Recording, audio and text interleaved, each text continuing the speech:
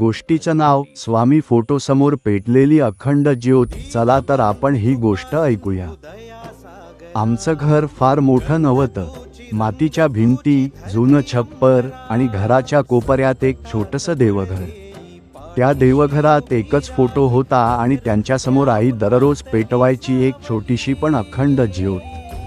घरात कधी पैशांची चणचण, कधी आजार, कधी भविष्याची भीती, पण त्या ज्योतीचा प्रकाश कधीच कमी झाला नाही.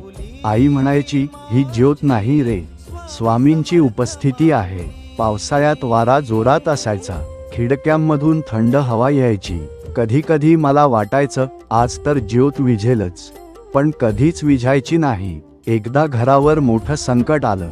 सगळे हात टेकले होते. त्या रात्री घरात शांतता होती, फक्त देवघरात तीच ज्योत शांतपणे जळत होती. आई त्या फोटोसमोर बसली, डोळ्यात पाणी, ओठांवर एकच नाव, स्वामी सांभाळ. त्या रात्रीनंतर हळूहळू गोष्टी बदलू लागल्या. उत्तरं मिळू लागली, रस्ते सापडू लागले आणि आम्हाला कळलं स्वामी कुठून तरी मदतीला आले नाहीत. ते आधीपासूनच तिथे होते, त्या अखंड ज्योतीच्या रूपात. आज आईचे केस पांढरे झालेत. देवघर तसंच आहे, फोटो तोच आहे आणि ज्योत आजही अखंड पेटलेली आहे.